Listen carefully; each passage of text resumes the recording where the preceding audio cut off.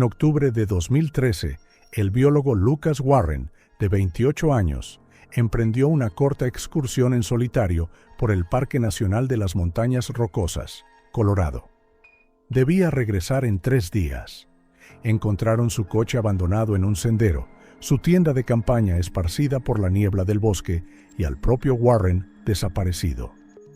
La búsqueda duró una semana, pero no hubo rastro. 5 años después, se encontró un nido de águila en la copa de un viejo pino y un cráneo humano entre las ramas. Lucas Warren, un estudiante de posgrado de biología de 28 años de la Universidad de Boulder, realizó una breve expedición a una parte remota del parque, una zona que los guardas locales denominan Cañón del Arroyo del Oso Negro. Este lugar no está marcado en los mapas turísticos. Un denso bosque de abetos, laderas escarpadas, desfiladeros estrechos casi sin sol. Los turistas no pueden ir allí, pero para Lucas, esta zona era perfecta. Allí crecían, según los viejos herbarios, las raras especies de musgos que estaba investigando para su tesis. En la oscuridad previa al amanecer, cargó su equipo en su viejo todoterreno: tienda de campaña, saco de dormir, cámara de campo y recipientes herméticos para las muestras. Ana, su mujer, estaba junto a la puerta con una taza de café en la mano. Estaba acostumbrada a estos viajes y no intentó disuadirle. Lucas prometió volver el domingo por la noche. A las 12 en punto del mediodía, la cámara de seguridad de la estación del parque grabó el coche de Warren entrando en el aparcamiento al comienzo del sendero del Oso Negro. Unos minutos más tarde, escribió su nombre en el registro de visitantes y anotó: regreso, 3 días. 1. Objetivo, especímenes de campo. A la mañana siguiente, a las 8:40, Ana recibió un breve mensaje suyo: he llegado al campamento. La niebla es increíble. Mañana iré más alto si hay señal. Te quiero. Ese fue el último rastro de su vida. Cuando no llamó el lunes, Ana pensó al principio que solo se había retrasado, pero el martes se puso en contacto con el servicio de guardabosques. La operación de búsqueda comenzó ese mismo día. Rescatadores experimentados, adiestradores de perros y voluntarios. El tiempo empeoró rápidamente en las montañas. Una espesa niebla se deslizaba desde las cumbres y por la noche cayeron las primeras nevadas. Fuimos los primeros en encontrar el coche. Estaba aparcado en un aparcamiento, cerrado, con un mapa, una cámara, un cuaderno y una botella de agua sin abrir en el habitáculo. No había señales de lucha ni daños cerca del coche. Unas horas más tarde, a 1,5 kilómetros del aparcamiento, los buscadores dieron con su campamento. Su tienda estaba medio desmontada, su mochila abierta y sus pertenencias esparcidas. Todo parecía indicar que el hombre iba a continuar su camino, pero algo lo detuvo de repente. Los rescatadores examinaron los senderos, desfiladeros y cauces de los arroyos circundantes. Los perros siguieron el rastro varias veces, pero lo perdieron a varios cientos de metros, como si se hubiera desvanecido en el aire. No había huellas de zapatos, ni ramas rotas, ni trozos de tela. Nada que indicara que había abandonado el campamento en una dirección concreta. Al tercer día de búsqueda, el jefe del equipo, Jake Brady, informó de que las pendientes se habían vuelto peligrosas. Caían rocas y las temperaturas descendían por debajo del punto de congelación. La operación continuó durante 3 días más, pero sin resultado. Lo único que planteó dudas fue el rastro de una linterna visto desde un helicóptero el viernes por la noche. No se pudo identificar la fuente de la luz. Cuando llegaron allí, no encontraron nada. El servicio de parques suspendió la búsqueda activa una semana después. El informe decía: posible caída en un desfiladero de montaña o hipotermia. No se encontró el cuerpo. El caso se clasificó como persona desaparecida. Ana Warren no podía aceptarlo. Se negó a abandonar Boulder y pasó varias semanas recorriendo sola los caminos del bosque. Describió el lugar como un territorio extraño donde el sonido desaparece en la niebla. Los lugareños decían que Black Bear Creek no era el mejor lugar para pasar la noche. Incluso la señal del navegador se pierde a menudo en ese desfiladero y las brújulas se comportan de forma impredecible. La última persona que vio a Lucas con vida fue el conductor de un autobús turístico que bajaba por el puerto aquella mañana. Dijo a la policía que había visto a un hombre con chaqueta verde junto a un árbol roto al borde de la carretera, mirando hacia abajo en medio de la niebla. Esto coincidía con la descripción de Warren. Después de eso, se hizo el silencio. No hubo testigos ni pruebas. Solo una anotación en el libro de visitas y un breve mensaje que Ana leía todas las noches. Un mes después, acudió de nuevo a la policía, pero la investigación estaba oficialmente cerrada. La única línea del documento final sonaba fría.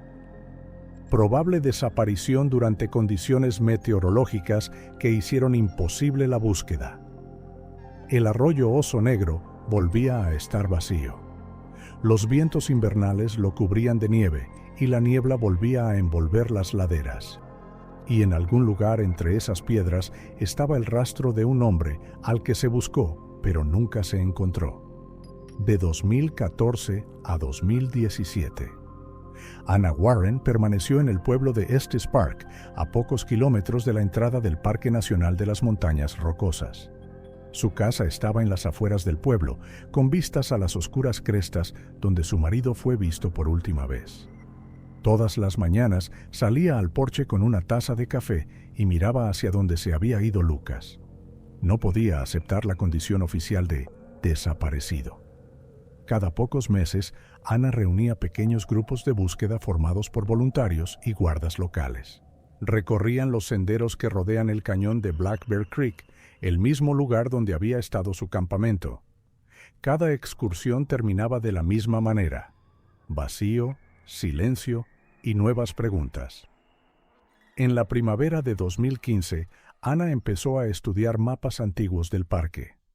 Encontró una copia de un informe del siglo XIX en la biblioteca de Boulder que mencionaba un asentamiento Hawthorne que existía cerca del mismo cañón.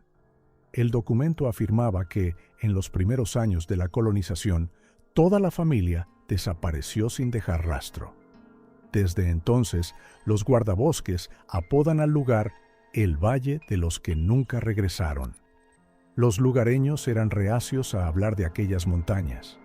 Los cazadores que pasaron la noche cerca de Black Bear Creek recordaron haber oído sonidos extraños, como si alguien tararease algo en la niebla. Algunos oyeron pasos suaves, aunque no había nadie cerca. El servicio de parques lo atribuyó a fenómenos naturales, el viento atravesando los desfiladeros, pero los residentes de más edad tenían otra opinión. La montaña se estaba cobrando su tributo. Ana intentaba atenerse a los hechos, no creer en leyendas, pero a veces, cuando seguía el rastro de los buscadores y la niebla se acercaba, tenía la extraña sensación de que había alguien cerca. Anotaba todos los detalles en su cuaderno: fechas, direcciones, coordenadas, incluso la altura de los árboles entre los que se alzaba la tienda de Lucas. A principios de 2016, cuando la investigación oficial quedó finalmente congelada, Ana recurrió a un detective privado. Era un antiguo guarda forestal llamado Mark Sanderson, un hombre de pelo gris que conocía los parques de Colorado mejor que la mayoría de los lugareños. Aceptó ayudar por una tarifa mínima. «No busco dinero, busco respuestas», le dijo durante su primera reunión. Sanderson empezó por revisar todos los expedientes oficiales del caso. Le alarmó un detalle. El informe de los buscadores no mencionaba el análisis de muestras de suelo cerca del campamento. Esto significaba que podían haberse perdido posibles rastros. Decidieron seguir la misma ruta. El 23 de julio de 2016, tomaron el camino que conducía al emplazamiento del campamento de Lucas. Tras 2 horas de marcha, llegaron al claro donde había estado la tienda. La hierba había vuelto a crecer, pero la huella de la cama seguía allí, una mancha oscura en forma de círculo. A unos 15 metros, Sanderson encontró un trozo de madera de aspecto inusual. Era una pequeña estatua, toscamente tallada con un cuchillo, un pájaro con patas anormalmente largas. Los ojos tenían profundos cortes y las alas estaban abiertas, como si estuviera volando. Ana pensó que era un juguete infantil o algún tipo de talismán. El detective se alertó de inmediato. «Esto no es algo al azar. La gente deja símbolos así cuando quiere ser vista», dijo. Hicieron una foto del hallazgo, lo envolvieron cuidadosamente en plástico y lo llevaron a la comisaría de la ciudad. La policía se mostró indiferente. El informe decía que el objeto no tiene valor probatorio. Pero para Ana fue una señal, la primera después de 3 años de silencio. Pasó los meses siguientes buscando información sobre los símbolos. En los antiguos archivos de la universidad encontró una referencia a los tótems de la tribu india de los Ute, que vivía en la zona. Creían que las aves eran intermediarias entre el mundo de los vivos y el de los muertos. La figura del aguilucho lagunero, un ave que, según la leyenda, acompañaba a las almas en la niebla, era especialmente especial. Los vecinos la miraban como a una loca. Pero cada nuevo dato no hacía sino reforzar su convicción de que Lucas no solo estaba perdido. Empezó a recoger testimonios de cazadores y turistas que habían estado en la zona. Uno de ellos, un anciano de la ciudad de Lyon, dijo que había visto una sombra moviéndose entre los árboles en medio de la niebla. No caminaba, dijo, flotaba. Todas estas historias parecían tonterías, pero todas tenían algo en común. La gente hablaba del mismo lugar, un cañón cercano a un antiguo desfiladero donde el sonido desaparece. En otoño de 2017, Ana volvió a ir allí sola. Su amiga intentó disuadirla, pero ella dijo: «Si está ahí, debo conocerlo». Pasó la noche junto al lecho de un arroyo seco, junto a un arco de piedra que parecía una puerta. Por la noche le pareció oír pasos, firmes y lentos, que se acercaban desde el bosque. Encendió la linterna, pero no había nadie. Solo el sonido del viento y la misma sensación de que alguien la observaba. Por la mañana regresó a la ciudad con más determinación si cabe. A partir de ese momento, su búsqueda se volvió sistemática. Creó un mapa en el que marcaba todos los lugares en los que la gente había visto sombras de niebla u oído cantar. Envió una copia a Sanderson. Él le respondió brevemente: «Se nos ha escapado algo. Voy a volver al parque». Ana no sabía a qué se refería, pero apareció una entrada en su diario. Cada año el silencio se hace más profundo, pero aún oigo sus pasos. Le parecía que el cañón no solo guardaba un secreto, estaba esperando, y el que una vez fue allí podría estar todavía allí. La primavera llegó tarde a las montañas rocosas. La nieve seguía tendida en las laderas sombrías incluso en mayo, y solo durante el día se levantaba un ligero vapor de niebla sobre los cañones. Fue entonces cuando un grupo de ornitólogos de la Universidad de Colorado emprendió otra expedición de campo. Su objetivo era vigilar la nidificación de las águilas calvas en la parte norte del arroyo Black Bear, a 8 kilómetros del lugar donde una vez desapareció el biólogo Lucas Warren. Esta zona se consideraba casi inaccesible. Laderas empinadas, árboles caídos, grietas profundas en el suelo que incluso a los investigadores experimentados les resultaba difícil atravesar. Por eso los turistas apenas visitaban la zona. Era demasiado salvaje, donde el bosque parecía primigenio. Los ornitólogos trabajaban con una subvención que exigía controles anuales de los nidos de parejas antiguas de águilas. El equipo estaba dirigido por el profesor de biología Thomas Clark, con un joven investigador, Mark Delaney, a cargo de la inspección con drones. Trabajaron en la mañana del 25 de mayo. El cielo estaba nublado y el aire era denso y tranquilo, como antes de una tormenta. Clark inspeccionaba los árboles de abajo, mientras Mark volaba el dron por encima del bosque donde las águilas construían sus nidos, enormes estructuras de ramas en lo alto de viejos pinos. Las imágenes en la pantalla de la tableta cambiaban rápidamente. Copas verde oscuro, extensiones de roca, el brillo de los arroyos. De repente, notó algo extraño. El nido de la copa del árbol tenía un aspecto distinto a los demás. Parecía reforzado por objetos extraños, formas ligeras e irregulares que reflejaban la luz del sol. Mark amplió la imagen y se dio cuenta de que no se trataba solo de ramas. Encima había fragmentos blancos que parecían huesos. Llamó al profesor. El dron sobrevoló el nido y la cámara transmitió imágenes desde gran altura. Todo estaba claro. El nido de águila, tan grande como una piscina infantil, estaba reforzado con huesos de pequeños animales, incluidas largas vértebras. Pero lo principal era que en el centro mismo, como si estuviera colocado especialmente, había un cráneo humano. Al principio, Clark no podía creer lo que veían sus ojos. Ordenó al dron que bajara y tomara una serie de fotografías desde distintos ángulos. La cámara registró que el cráneo estaba intacto, limpio, sin restos de tejido, y yacía tan plano como si hubiera sido colocado deliberadamente. Cerca había varias piedras brillantes y un pequeño objeto que destacaba en color oscuro sobre las ramas blancas. Por la noche, cuando el equipo regresó al campamento base, volvieron a ver el vídeo. La imagen no dejaba lugar a dudas. Era un cráneo humano. A la mañana siguiente, el profesor informó del descubrimiento al servicio de parques. Los guardas acudieron con expertos forenses. Fue difícil llegar hasta el árbol. Tuvieron que utilizar equipo de escalada. Un técnico experimentado llamado David Johnson fue el primero en subir. Su cuerda de seguridad temblaba por las ráfagas de viento mientras llegaba lentamente a la copa del pino. Unos minutos más tarde, su voz llegó por radio, amortiguada por su respiración. Confirmado, un cráneo humano y algo que parece una figurita de madera.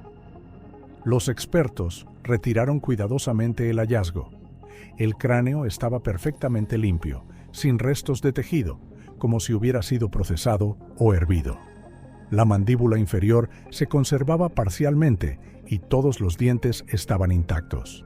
Los expertos se dieron cuenta inmediatamente de que no podía tratarse de un artefacto antiguo. La estructura del hueso indicaba un origen moderno. Cerca, en el nido, había varias piedras lisas de color gris y blanco, similares a las que se encuentran cerca de los lechos de los arroyos en la parte baja del cañón. Pero lo más extraño de todo era una pequeña figurita de madera oscura. Representaba a un pájaro de patas desproporcionadamente largas y alas desplegadas. El cuerpo estaba cubierto de arañazos que parecían símbolos o muescas. Clark reconoció inmediatamente el parecido con una descripción que había visto en las noticias hacía unos años.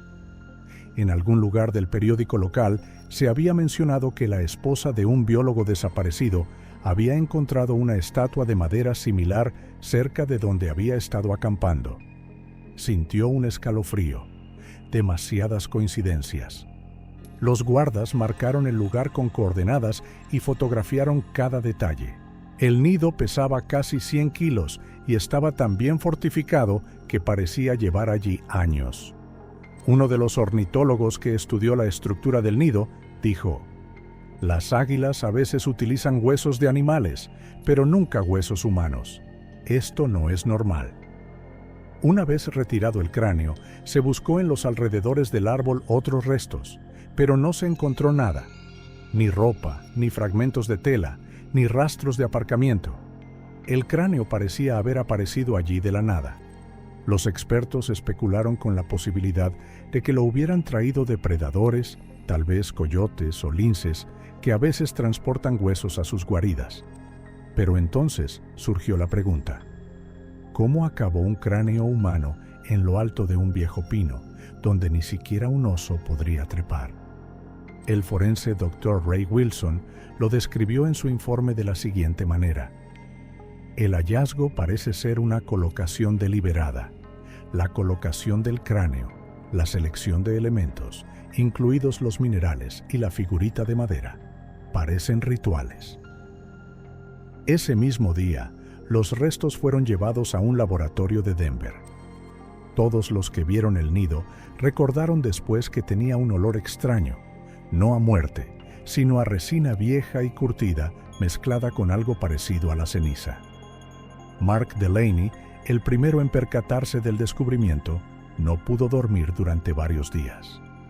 Contó a sus colegas que por la noche soñaba con el cráneo, como si no estuviera tumbado en un árbol, sino mirando desde el suelo, entre las ramas que crecían hacia abajo. Una semana después, la noticia del espantoso hallazgo llegó a los medios de comunicación locales. Los periodistas escribieron sobre el cráneo en el nido del águila, añadiendo al artículo fotografías antiguas de Lucas Warren. Sin embargo, las autoridades se abstuvieron de hacer declaraciones oficiales hasta disponer de los resultados del examen. Para Anna Warren, ese día fue el momento en que el pasado volvió a abrir sus puertas. Leyó un breve reportaje en el periódico e inmediatamente se dio cuenta de que en algún lugar de las montañas, por encima de los árboles, por fin habían encontrado algo que podía darle una respuesta. Pero nadie podía imaginar que ese cráneo no sería el final de la historia, sino solo el principio. El cráneo encontrado en el nido del águila se envió a un laboratorio forense de Denver. Los expertos trabajaron con cautela. Las muestras óseas estaban en perfecto estado, a pesar de llevar 5 años en estado salvaje. El análisis de ADN se comparó con los datos de los familiares del biólogo desaparecido, Lucas Warren. Una semana después, el resultado confirmó lo peor. Los restos pertenecían a él. La identificación era oficial. La policía del condado de Larimer reclasificó inmediatamente el caso de persona desaparecida a asesinato en circunstancias inexplicables. La investigación se reanudó, esta vez bajo el control del fiscal del distrito. El forense Dr. Ray Wilson señaló en su informe: no hay traumatismo por objeto contundente ni marcas de disparo en el cráneo. Sin embargo, hay una serie de finas incisiones en la parte posterior de la cabeza, las sienes y la mandíbula inferior. Probablemente fueron causadas por una cuchilla u otro instrumento afilado. Según él, esas micromuescas podrían haberse formado durante la extirpación de tejidos blandos o después de la muerte, como parte de acciones rituales. No se pudo establecer la causa de la muerte. No había signos de violencia que pudieran explicar inequívocamente cómo murió Warren. El examen también reveló una pequeña cantidad de cera en la parte inferior del cráneo, como si hubiera sido sostenido sobre una llama o fumigado con humo. Este hecho complicó aún más la interpretación. Los investigadores empezaron a barajar varias versiones, desde un simple asesinato hasta un ritual con elementos de simbolismo. La declaración oficial del sheriff se produjo el 22 de junio. Informó brevemente a la prensa de que la muerte de Lucas Warren se estaba investigando como presunto homicidio. No comentó el motivo ni los sospechosos. Anna Warren recibió una llamada esa misma noche, pidiéndole que fuera a Denver para identificar formalmente al fallecido. Reconoció al hombre por las fotografías de los registros dentales, el contorno de la mandíbula, la forma de los dientes delanteros y un incisivo ligeramente torcido. Sí, es él, dijo, y no encontró más palabras. Un nuevo abismo de preguntas se abrió ante ella. ¿Por qué alguien había subido el cráneo al árbol? ¿Quién podía haberlo colocado entre las ramas, en el corazón del nido? Y lo más importante, ¿por qué estaba cerca la misma figurita de madera de pájaro que ella había tenido en sus manos? La investigación investigó inmediatamente a todas las personas que podrían haber estado relacionadas con Lucas. Un antiguo colega con el que había tenido un conflicto científico. Un cazador local que en una ocasión había acusado a Lucas de asustar a la bestia. Varios ermitaños que vivían en la zona del cañón. Sin embargo, ninguna de las versiones resistía el escrutinio. Todos tenían una coartada confirmada o ni siquiera se encontraban en Colorado en el momento de la desaparición. Los detectives examinaron antiguos informes de búsqueda informes de los guardas forestales y fotos por satélite de aquellos años. Intentaron encontrar al menos un indicio que pudiera explicar cómo el cuerpo acabó en una parte inaccesible del bosque. Nada, solo silencio. Ni señales de lucha, ni restos de ropa, ni rastros de arrastre. La sola idea de que el cráneo hubiera acabado en lo alto de un viejo pino parecía, naturalmente, absurda. Las águilas no suben objetos así a sus nidos, y ningún depredador podría haber arrastrado un cráneo humano hasta esa altura. Un experto en antropología forense sugirió que alguien había colocado allí los restos deliberadamente, posiblemente utilizando una cuerda o un equipo especial. «Esto no es obra de la fauna salvaje», dijo. «Aquí actuó una persona, y un hombre que sabía lo que hacía». Ana seguía pensando que alguien había estado observando su búsqueda todos estos años. Recordó cómo en el verano de 2017 pasó la noche junto al arroyo y oyó pasos en la niebla. En aquel momento pensó que se trataba de un animal. Ahora le queda la duda. Tal vez fuera alguien que ya sabía dónde estaba el cráneo. La policía se incautó de muestras de madera de la estatuilla encontrada en el nido para compararlas con la que Ana había guardado. Los expertos descubrieron que ambas estaban hechas del mismo tipo de madera, raíz oscura de álamo temblón, que no crece en esas zonas. Alguien la había traído de otro estado. Esto no hizo sino reforzar la sensación de que la historia tenía raíces más profundas que una simple desaparición. Pero poco sabían entonces los investigadores que encontrarían la respuesta, o una semblanza de ella, mucho más cerca de lo que pensaban. La investigación del caso de Lucas Warren ha pasado ahora a la fase de análisis de los archivos. No surgieron nuevas pruebas, así que los detectives decidieron revisar los antiguos casos de desapariciones en la zona del cañón Black Bear Creek. En los registros policiales de las últimas 5 décadas encontraron 3 casos sin resolver que eran similares entre sí en casi todos los detalles. El primer caso se remontaba a los años 70. Un hombre llamado Richard Lawson, geólogo que había acudido al parque para explorar las rocas, desapareció. Su tienda y su equipo fueron encontrados cerca de un arroyo a 30 kilómetros de la carretera principal. Todo estaba allí: brújula, diario, comida, incluso un termo de té caliente. Nunca se encontró el cadáver. El segundo episodio tuvo lugar en el 81. Un cazador experimentado, Edward Moore, desapareció durante una cacería de temporada. Su perro regresó solo, herido y asustado. En el informe de ese año hay un breve párrafo que durante mucho tiempo se ha pasado por alto. Un trampero local informó haber visto figuras humanas en la niebla, moviéndose sin luces y sin sonido. No le creyeron, pensando que estaba borracho. El tercer caso se remonta a principios de los 90. Una joven pareja de turistas de Denver desapareció. Eran excursionistas experimentados, dejaron la ruta a sus amigos y desaparecieron en un tramo no lejos del mismo. Su campamento se encontró intacto, sin signos de lucha, pero nunca las personas. Estos 3 casos tenían algo en común. Todos los desaparecidos se dirigían a una parte remota de Black Bear Creek, considerada peligrosa desde hacía mucho tiempo. La zona estaba marcada en mapas antiguos como zona restringida, aunque nadie había dado ninguna razón oficial para ello. Los detectives recurrieron a los archivos de la Universidad de Boulder con la esperanza de encontrar referencias históricas a la zona. Allí, en un viejo periódico de principios del siglo XX, encontraron un breve reportaje titulado «Desaparición de una familia de colonos en las montañas». La fecha era 1902. El artículo trataba de Silas Hawthorne, un colono de Nueva Inglaterra, que junto con su mujer y sus 2 hijos se había instalado en una cabaña cerca de un arroyo de montaña. Los vecinos recordaban que evitaba a la gente, no iba a la iglesia y se le veía a menudo encendiendo hogueras en las laderas por la noche. Se le consideraba un extraño, pero no hacía daño, hasta que toda la familia desapareció en primavera. La búsqueda duró 2 semanas.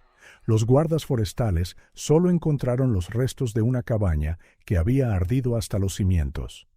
El informe del sheriff, que se ha conservado en el archivo, dice: no se ha determinado la causa del incendio. No se encontraron personas. En el lugar se encontraron varios objetos de madera de forma extraña, parecidos a figuras de animales. Después de aquello, según otros informes periodísticos, nadie más se asentó en la zona. Entre los habitantes se extendió la leyenda de que Silas Hawthorne adoraba a los viejos dioses de las montañas, espíritus que, según las creencias de los antiguos colonos, vivían en la niebla y se llevaban las almas de aquellos que se adentraban demasiado en el bosque. Anna Warren encontró este artículo por casualidad cuando ayudaba a los detectives a revisar los microfilmes. Lo leyó varias veces, prestando atención a los detalles recurrentes: el arroyo, la niebla, las figuras de madera. Todo ello coincidía con los hallazgos sobre Lucas. Aquella tarde fue al Museo de Historia Local de Estes Park. Allí, en una vitrina, entre los objetos expuestos de la época de los primeros colonos, había una vieja estatua de madera de un pájaro con largas patas. El cartel que había debajo decía: mascota de la familia Hawthorne, encontrada cerca del lugar del incendio de 1902. Anna permaneció de pie frente al cristal durante varios minutos, sin moverse. La estatuilla era idéntica a la que había encontrado hacía 3 años cerca del campamento de su marido. Hizo una foto del objeto expuesto y se la envió al detective. En respuesta, recibió un breve mensaje: esto no puede ser una coincidencia. Estamos preparando una solicitud a los archivos del condado. Al día siguiente, la policía incorporó oficialmente al caso los antiguos archivos de la familia Hawthorne. Entre las páginas amarillentas había varios testimonios de residentes que decían que la noche siguiente al incendio oyeron un zumbido, como un canto o un gemido, procedente de las montañas. Creían que eran las almas de Hawthorne vagando entre la niebla, buscando una salida. Para los detectives no era más que una historia, pero para Anna era otra pista. Sentía que el pasado no solo se hacía eco de su tragedia, sino que la repetía. Cuando volvía del museo, la niebla vespertina ya se cernía sobre las montañas. La carretera se perdía entre los árboles y a lo lejos, en dirección a Black Bear Creek, colgaba un espeso velo blanco. Anna lo contempló y pensó que tal vez Silas Hawthorne y su marido formaban parte de la misma historia, una que el bosque no dejaba escapar. Tras estudiar los viejos archivos, la policía contrató a un antropólogo de la Universidad de Denver, el Dr. Harvey Lang, para que investigara el caso. Se le concedió acceso a todos los objetos incautados: 2 estatuillas de madera de ave encontradas cerca del campamento de Lucas Warren y en un nido de águila, así como una pieza de museo que perteneció a la familia Hawthorne. Lang comenzó con un análisis detallado de las tallas. Descubrió que los 3 objetos estaban hechos del mismo tipo de madera, una raíz oscura de álamo temblón que no crece en Colorado. Esto significaba que alguien había traído el material de otro lugar. Las marcas microscópicas de la superficie demostraron que las figuras no se habían hecho con herramientas modernas, sino con un cuchillo o un cincel de sílex. En una reunión científica, Lang propuso una hipótesis que asombró incluso a investigadores experimentados. Sugirió que el ave representada con patas anormalmente largas era el aguilucho de los pantanos, un símbolo de las antiguas tribus de cazadores que creían que era un guía de almas hacia el inframundo. En las antiguas creencias, este pájaro conectaba la tierra y la muerte, y su imagen se dejaba donde se hacían sacrificios. Cuando los detectives trazaron el mapa de todas las desapariciones del último medio siglo y los puntos donde encontraron estatuillas similares, observaron un extraño patrón. Todas formaban un círculo claro con un radio de unos 15 kilómetros. En el centro había una zona pantanosa donde ni siquiera los cazadores experimentados se aventuraban. Los lugareños llamaban a esta parte del bosque simplemente el abismo. Las imágenes por satélite mostraban que allí persistía una espesa niebla incluso en pleno día, y la temperatura era más baja que en el resto del parque. Los detectives decidieron inspeccionar la zona desde el aire utilizando drones con cámaras termográficas. El 30 de agosto, los drones sobrevolaron el pantano por primera vez. Las cámaras captaron algo extraño. Bajo las raíces de un enorme árbol que parecía un viejo pino, se veía una depresión con una temperatura anormal. La imagen térmica mostraba varias manchas pequeñas moviéndose en su interior. No coincidían con las características de ningún animal conocido. Al día siguiente, se formó un equipo especial de detectives y guardabosques, equipados con armas y cámaras de visión nocturna. La ruta era difícil, matorrales densos, barro y un descenso de la temperatura. La niebla no se disipó ni siquiera durante el día. Cuando el grupo llegó al epicentro del círculo, vio una imagen que parecía una pesadilla. La zona estaba salpicada de estructuras hechas de ramas, como enormes nidos de hasta 2 metros de altura. Algunas estaban vacías, otras medio llenas de musgo y huesos de animales. El aire era pesado, saturado del olor húmedo de la madera podrida. Al pie del árbol más grande encontramos la entrada a la cueva. Las raíces descendían, formando un arco, tras el cual la abertura era negra. Dentro, la temperatura era mucho más alta que fuera, como si allí se hubiera encendido recientemente un fuego. El primero en entrar fue el Ranger Senior Alan Moore. Se movió lentamente, iluminando las paredes con su linterna. Unos pasos después de entrar, el suelo se niveló y se abrió una pequeña cavidad frente a él. Había toscos marcos de madera cubiertos con pieles de animales, como camas primitivas. En los salientes de piedra había hierbas secas, vasijas de barro y huesos atados con cuerdas. En el centro de la cueva había una piedra que parecía un altar natural. Sobre ella había docenas de estatuillas de madera, copias exactas de las vistas anteriormente. Entre ellas había objetos de metal, viejas tarjetas de crédito, anillos, fragmentos de relojes. Todo parecía una especie de colección traída como regalo. Al pie de la piedra, los detectives encontraron otro espantoso hallazgo: un cráneo humano, antiguo y cubierto por una fina capa de hollín. Junto a él había una rama seca con un fragmento de pluma de ave atado a su extremo. El fotógrafo de la policía registró todos los detalles y a continuación el equipo de investigación examinó el resto de la cueva. No había señales de actividad humana reciente, pero las brasas frescas del fogón indicaban que alguien había estado allí recientemente. Parecía que los habitantes de la cueva se habían marchado al presentir el peligro.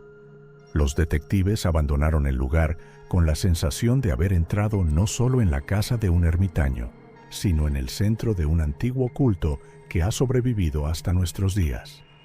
Les pareció que les observaban a través de la niebla, en silencio, pacientemente, desde la altura de los árboles.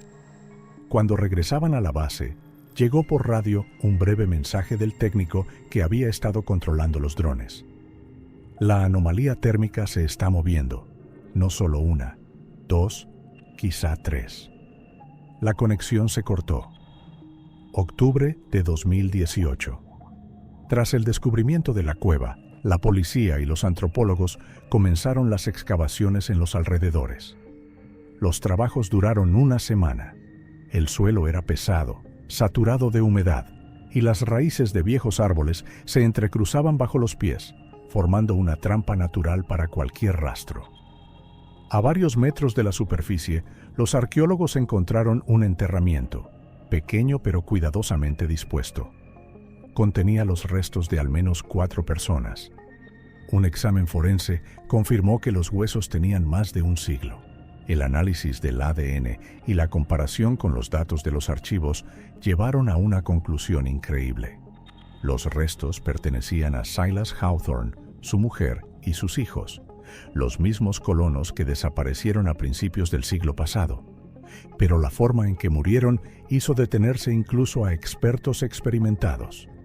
Los cráneos de los Hawthorne tenían las mismas incisiones profundas y finas que el cráneo de Lucas Warren. El mismo patrón, las mismas huellas de una hoja que se movía con precisión y con la misma fuerza. Parecía que no habían pasado 100 años entre estas muertes, sino unos pocos días. El antropólogo Harvey Lang señaló en su informe: no estamos ante un acto aislado de violencia, sino ante la representación de un ritual que se ha transmitido de generación en generación. Esto no es imitación, es continuidad. A partir de ese momento, la investigación adquirió una dimensión completamente distinta. Desapareció la versión de los asesinatos aleatorios. Los detectives empezaron a hablar de una secta, un grupo cerrado o una familia que podía vivir recluida durante décadas, manteniendo un rito ancestral. Su objetivo podía ser apaciguar a los espíritus de las montañas u ofrecer regalos en forma de sacrificios humanos. Formalmente, la investigación continuaba, pero todos comprendían que era casi imposible encontrar a quienes estaban detrás. El territorio de Black Bear Creek se extendía a lo largo de decenas de kilómetros, e incluso la tecnología moderna no podía peinar completamente este laberinto de desfiladeros y arroyos de montaña. La gente que vivía allí, si es que existía, conocía cada barranco, cada sendero. Podían ver a los investigadores sin ser vistos ellos mismos. Se dejaron varias cámaras de vigilancia en el lugar de la cueva, pero al cabo de unos días, una a una, dejaron de transmitir. Cuando los guardas regresaron, el equipo estaba dañado, como si lo hubieran destrozado a pedradas. No se encontraron rastros de forasteros. El caso de Lucas Warren seguía oficialmente abierto, aunque los informes de la investigación ya no tenían perspectivas. El sheriff dijo en su comentario final: no hemos encontrado a los asesinos, pero sí una historia más antigua que todos nuestros mapas. Anna Warren esperó a que terminara la investigación. Se llevó el cráneo del hombre que llevaba tantos años esperando su entierro. A mediados de octubre, organizó una pequeña ceremonia en el cementerio de Boulder. Solo estaban presentes unos pocos amigos íntimos y 2 antiguos guardabosques que habían colaborado en la búsqueda. Anna no dijo ni una palabra durante la ceremonia. Permaneció junto a la tumba, sosteniendo una réplica de la misma figura de pájaro de madera. Tras el entierro, la dejó sobre la lápida, como recuerdo, pero también como advertencia. Desde entonces no ha vuelto a Black Bear Creek, pero a veces, cuando se despertaba en mitad de la noche, recordaba un sonido, un crujido suave, como de alas, que había oído en las montañas cuando buscaba a Lucas. Ahora ese sonido no le parecía una coincidencia. Con el tiempo, la policía recibió varias denuncias anónimas, más de extraños destellos de luz en la zona del pantano y de cantos procedentes del bosque por la noche. Todas las visitas fueron infructuosas. Cada vez que llegaban los investigadores, la niebla era tan espesa que ni siquiera una linterna podía penetrarla más de unos metros. Anna intentó seguir adelante con su vida, pero la sensación de presencia no la abandonaba. Escribió en su diario: el horror no es que esté muerto, el horror es que el bosque lo recuerde. Le parecía que en cuanto abría la ventana en una noche tranquila, un viento frío y familiar soplaba desde algún lugar de las montañas, trayendo consigo el mismo zumbido, profundo y uniforme, como el aliento de la vieja tierra. Las montañas rocosas volvían a sumirse en un silencio otoñal. La niebla descendía de las cumbres y bajaba a los valles, cubriendo los cañones con un manto silencioso. Y en algún lugar ahí fuera, entre los árboles desfigurados y la hierba podrida, algo seguía viviendo, algo que es más viejo que las personas y que recuerda cada sacrificio realizado. Anna Warren enterró a su marido, pero no pudo enterrar su miedo, porque la sombra sobre Black Bear Creek no se disipó. Simplemente se retiró más profundamente en la niebla y esperó.